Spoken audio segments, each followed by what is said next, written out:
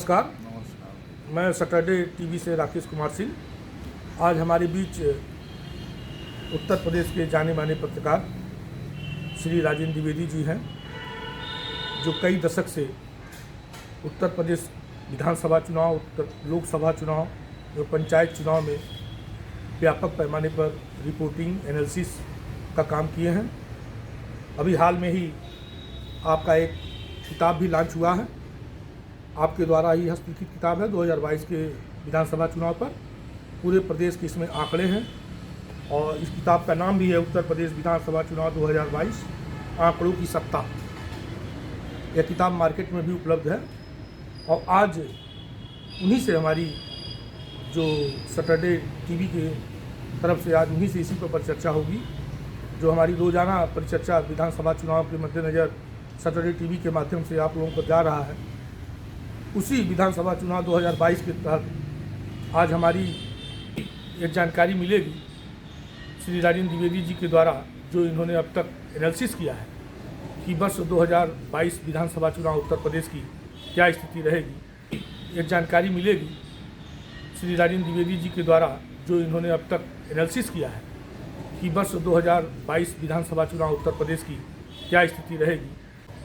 आदरणीय Shri Dwivedi ji, Saturday news में आपका हार्दिक स्वागत। और हमारी आपसे पहला सवाल यह है कि उत्तर प्रदेश विधानसभा चुनाव जो 2022 का चल रहा है, इस चुनाव में अब तक जो आपने एनालिसिस किया है, अब तक आपने जो इस पर अपना एक्सपेरिमेंट किया है, या अब तक जो आप क्षेत्रों में घूम करके या पिछले अनुभवों को जो आपने साझा किया है, क्या लग रहा है? देखिए, ये पहला चुनाव है जो हर चुनाव से अलग है। 2007, 2012, 2017 इसमें एक मेजर, और यही मतदाता बहुमत की सरकार बनाते हैं। 2007 के पहले जो चुनाव होते थे वो तीन चरण, 2 चरण और 1 चरण में, 89 तक 1 चरण में, 89 से 1996 और 2002 तक 2 चरण, और 96 और 2002 3 चरण में हुए। 2007 से 7 चरणों में चुनाव शुरू हुए। तो 7 चरणों में जब चुनाव होते हैं तो पूरे 1 महीना चुनाव चलता है। इस बीच जो असमंजस वाला मतदाता, जिसे फ्लोटिंग मतदाता कहते हैं, वो हवा के रुख से वोट करता है और यही हवा का रुख बहुमत की सरकार बनाता था। 2007 के पहले इसलिए बहुमत की सरकारें नहीं बनती थी, तो 1 चरणों 2 चरणों में चुनाव हो जाता था, तो जो मतदाता असमंजस में रहता था वो जहाँ रहता था अपना वोट कर देता था। वो हवा के साथ चलने में उसको टाइम नहीं मिलता था। अब चुनाव 1 महीने का जब होता है तो उसको अपना मतदान करने में जो किसी का समर्थक नहीं है, हवा के साथ चलता है, इसको फ्लोटिंग मतदाता कहते हैं, वो उस तरफ जाता है और इसकी बहुमत की सरकार। 2007 में ऐसा हुआ कि मायावती के नेतृत्व में चुनाव शुरू हुआ और उन्होंने एक नया समीकरण प्रयोग किया। ब्राह्मण, दलित और सपा के तमाम बुराइयों, सरकार की परेशानियों से लेकर मायावती के साथ पीछे है, तो वो 7 चरण में शुरू हुआ। तो धीरे धीरे हर चरण में उसके वोट बढ़ते गए और उसकी सीट 206 मिली। यही स्थिति 2012 में रही। 2012 में मायावती के खिलाफ समाजवादी पार्टी सीधे लड़ाई में थी, कांग्रेस और बीजेपी कमज़ोर थी, तो भाजपा और सपा की लड़ाई में सपा को बहुमत मिला।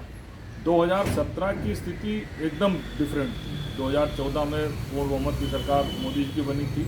मोदी जी की एक लोकप्रियता की एक हवा था और उन्होंने एक ऐसा प्रयोग किया कि जिससे हर दल के, हर जात के, हर कम्युनिटी के लोगों ने समर्थन किया। सबसे बड़ा प्रयोग होने के बाद पिछड़ों पर 2012 से 17 तक लेकर के एक ऐसी हवा बन गई थी कि यादवों की सरकार है, यादव मुस्लिम की सरकार है, और तरह तरह के आरोप उन पर लगते रहे। और बहुत उसका फ़ायदा इन्होंने किया कि गैर यादव पिछड़ों को यूनाइट किया और केशव प्रसाद मौर्य को प्रदेश अध्यक्ष बनाया। और ये माना जा रहा था कि अब पिछड़ा ही कोई चीफ मिनिस्टर होगा।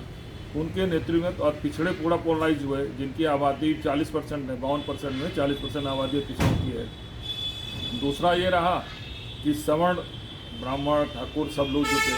तीसरा ये है कि दलितों में भी मायावती का चूँकि बहुत उतना प्रभाव था नहीं, वो भी चल रही, तो दलित वोट भी काफ़ी उनके साथ जुड़ी। और चौथा सबसे इम्पॉर्टेंट फैक्टर ये था कि जो RC20 की बात हो रही है, उसमें मायावती ने 103 मुस्लिम टिकट दिए थे।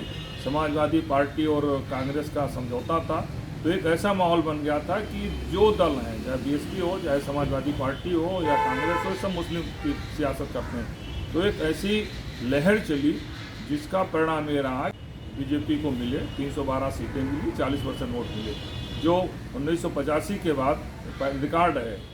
और इसके पहले स्थिति ये थी कि 89 से लेकर 91 को छोड़ दें तो उसके बाद कोई बहुमत की सरकार नहीं बनी थी। अब 2022 में स्थिति इस सबसे अलग है। हम वही पूछ रहे हैं कि 2017 और 2022 में आपको क्या अलग दिख रहा है? देखिए 2017-2022 में बहुत अंतर है। 2017 में ये था कि उत्तर प्रदेश में अखिलेश यादव की सरकार थी। अखिलेश यादव की सरकार थी, उन पर जो है एक जात विशेष का आरोप था। मुजफ्फरनगर जैसा दंगा हुआ था जिसमें वो था कि एक हिंदुओं को जाट में ज़्यादा प्रताड़ना की बात आई थी, उनके खिलाफ कार्रवाई हुई थी। तो एक तो पश्चिम उत्तर प्रदेश का। दूसरा ये था कि भर्तियों में धांधली हुई, एक जात विशेष को दिया गया था। और ऐसे तमाम सारे, चूँकि उनकी सत्ता थी अखिलेश की। और दूसरा आरोप लगा रहा था कि प्रधानमंत्री नरेंद्र मोदी 2014 में जब बने तो उन्होंने तमाम योजनाएं लॉन्च की। और ये एलिगेशन लगाया जा रहा था क्योंकि उत्तर प्रदेश में बीजेपी की सरकार नहीं है, इसलिए इन योजनाओं का लाभ यहाँ की जनता को नहीं मिल रहा। तो एक ये भी इनके जनता के दिमाग में बैठा था। लेकिन 2022 में स्थितियाँ अलग हैं। आज की तारीख में डबल इंजन की सरकार है। समाजवादी पार्टी विपक्ष में है और उत्तर प्रदेश और केंद्र में बीजेपी की सरकार है। मोदी और योगी की डबल इंजन की सरकार में जो बीजेपी अपना दावा भी कर रही है। निश्चित रूप से इन्होंने एक कहते हैं कि मतलब डेवलपमेंट का एक खाका खींचा है, प्रयास किया है। लेकिन जो दूसरा सबसे बड़ा बात है, जो समीकरण होना चाहिए, जिसे कोई भी समीकरण जब तक बीजेपी के साथ धार्मिक और जातीय दोनों जुड़ते हैं तभी उसकी बहुमत की सरकार आगे बढ़ती है। क्योंकि जब जो स्थिति आज बनती जा रही है, जात बीजेपी के हिसाब से कैराना से कल 25 तारीख को अमित शाह जी ने कैराना फिर मथुरा जाकर के उन्होंने एक हिंदुत्व की लहर कैराना से मथुरा तक बनाने का प्रयास किया। वैसा माहौल 2017 में नहीं बन पा रहा है, क्योंकि किसान आंदोलन के कारण जो स्थिति बनी है, जिस तरीके से जयंत चौधरी को हाथरस कांड में पुलिस ने पीटा था, वो सब तमाम ऐसे कारण हैं जो पश्चिमी उत्तर प्रदेश में सीधे गठबंधन को लामे। और तीसरा फैक्टर एक और है कि मायावती जिस एग्रेसिवनेस से 2017 में लड़ रही थी वो साइलेंट है। कांग्रेस का प्रयास कर रही है लेकिन बहुत ज़्यादा वजूद नहीं है। तो लड़ाई एक ऐसा परसेप्शन बन गया है कि बीजेपी और समाजवादी पार्टी गठबंधन के बीच सीधी लड़ाई है। एक और सबसे मेजर फैक्टर है कि बीजेपी के जो माउथ पब्लिसिटी होती थी, माउथ पब्लिसिटी बीजेपी के बहुत स्ट्रांग थी। लेकिन एक ऐसी स्थिति बनी कि अखिलेश यादव को भी दो ऐसे सहयोगी मिल गए हैं, जिसमें ओम प्रकाश राजभर हैं और स्वयं प्रसाद मौर्य हैं, कि ये भी माउथ पब्लिसिटी बहुत स्ट्रांग है। और जहाँ तक ओम प्रकाश राजभर की बात है, वो जमीनी नेता 20 साल से काम कर रहा है। तो जिस हिसाब से वो पिछड़ों की गिनती गिनाता है और अपना एग्रेसिव होकर बात कहता है, तो निश्चित रूप से बीजेपी का जो माउथ पब्लिसिटी का एक तरफा लाभ मिलता था वो नहीं मिल पाएगा। तो स्थिति इस बार दोनों बहुत अंतर है। अच्छा, उत्तर प्रदेश विधानसभा के 2022 के चुनाव में किस दल को की तरफ अति पिछड़े जात के लोग ज़्यादा आकर्षित हो रहे हैं आपके नज़र? देखिए, अब की बार का चुनाव, मैं कह रहा हूँ अलग, अब की बार का चुनाव स्थिति ये हो गई है कि भारतीय जनता पार्टी 2014, 17, 19 जिन उम्मीदों के साथ अति पिछड़ों को जोड़ा था कि भाई आपको 27% में आपको अलग से अधिकार देंगे, उसके लिए कमेटी बनाई गई। योगी आदित्यनाथ जी मुख्यमंत्री बने, कमेटी बनाई गई, लेकिन कमेटी की रिपोर्ट लागू नहीं। तो दो अति पिछड़ों की स्थिति जहां 2017 के पहले थी, 2014 के पहले थी, वहीं आज भी खड़ी है। अति पिछड़ों को उनका अधिकार नहीं मिला। यही कारण है कि अति पिछड़े धीरे धीरे अखिलेश यादव के पीछे लामबंद होते जा रहे हैं। तो बीजेपी का एक बहुत बड़ा आधार वोट बैंक अति पिछड़े उनके साथ है। दूसरा एक और मेजर फैक्टर है, देखिए तीनों मुख्यमंत्रियों में एक कॉमन था जो मैं बताऊं, वो आज भी लागू है। तीनों मुख्यमंत्री में एक जाति का आरोप कॉमन था। मायावती पर था कि दलित प्रोटेक्ट करती हैं, समाजवादी पार्टी यादव को बहुत ज़्यादा मदद, और इसमें योगी आदित्यनाथ पर एक गंभीर आरोप ये भी लगते हैं कि राजपूतों को बहुत ज़्यादा इन्होंने महत्व दिया। इसके कारण भी पिछड़ों में भी नाराजगी है। पिछड़ों को लगता है कि मैंने 14, 17 और 19 में एक तरफा इनको वोट दिया, लेकिन हमारे किसी पिछड़े को मुख्यमंत्री नहीं बनाएगा, महत्व नहीं दिया गया। दूसरा एक राजपूत को बनाया गया, ठीक है, और उनको कार्य करने में भी तमाम दिक्कतें पैदा की।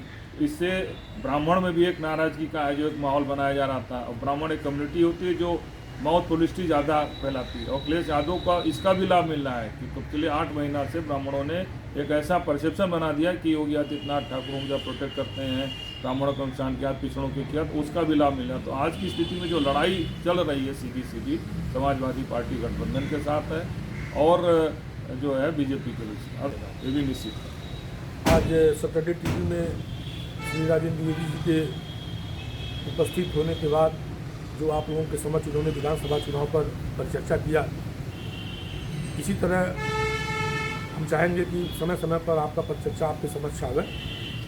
मैं राजेंद्र द्विवेदी जी को सैटरडे टीवी की तरफ से हार्दिक शुभकामना बधाई देता हूं और आप लोगों से अनुरोध करता हूं कि आप लोग हमारी सैटरडे टीवी को ज़्यादा से ज़्यादा सब्सक्राइब करें, जिससे कि आप तक उत्तर प्रदेश विधानसभा चुनाव 2022 की हर खबरें आप तक पहुंच सकें। इन्हीं के साथ आप सभी लोगों को नमस्कार और राजेंद्र जी को बहुत बहुत